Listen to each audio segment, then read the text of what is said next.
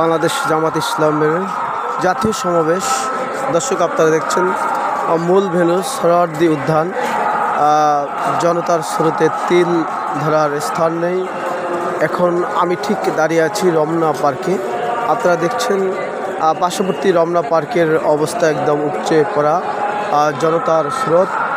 আশেপাশের শাহবাগ, টিএসসি, ঢাকা বিশ্ববিদ্যালয়, দোয়েল চত্বর, মৎস্য ভবন, পল্টন সহ বুঝতেই পারছেন দর্শক আমি কোন স্থানে এখন দাঁড়িয়ে আছি। একদম মৎস্য ভবনের পাশে যে রমনা পার্ক আপনাদের সুপরিচিত, সেই রমনা পার্কের পুরো পার্কটি সমাবেশের জনস্রোতে পরিণত হয়েছে আজকের বাংলাদেশ জামাত ইসলামের জাতীয় সমাবেশ। আপনারা দেখতে পাচ্ছেন আমি রমনা পার্কের 1 নম্বর গেট দিয়ে আমি ঢুকেছি, অর্থাৎ সোহরাওয়ার্দী উদ্যান থেকে বের হয়ে গিয়েছি।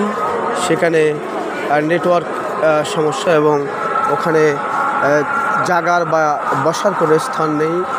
প্রচণ্ড গরম, এই গরমে টিকে থাকা খুব মুশকিল। তারপর এখান থেকে অনেক কষ্টে বের হয়ে এখন রমনা পার্কে একটু বিশ্রাম নেওয়ার জন্য আসছি। সেখানেও আপনারা দেখতে পাচ্ছেন এখানে কি অবস্থা। বিশ্রাম, মানুষ আশ্রয় নিতেছে, বিশ্রাম করতেছে গাছের ছায়ার নিচে শুয়ে। আপনারা দেখতে পাচ্ছেন পুরো রমনা পার্কটি আজকে জামাত ইসলামের সমাবেশের স্থল।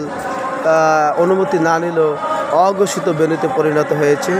ঠাঁই ধরার জায়গা নেই রমনা পার্কে।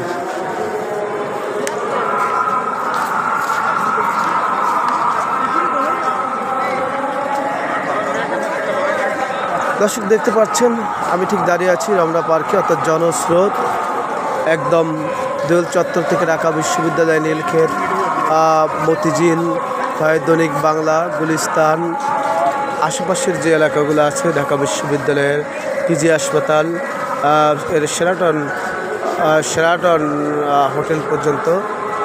আর চতুর্দিকে এক কথা বলতে গেলে জনতার স্রোত। মূল সোহরাওয়ার্দী উদ্যানের ভেন্যুতে সেখানে সকাল 10টার মধ্যে সে স্থানটি জনতার স্রোতে রূপান্তরিত হয়েছে। সেখানে ঢোকার কোনো স্থান নেই, আর ঢুকলেও সেখানে প্রচণ্ড গরমে টিকা খুব মুশকিল।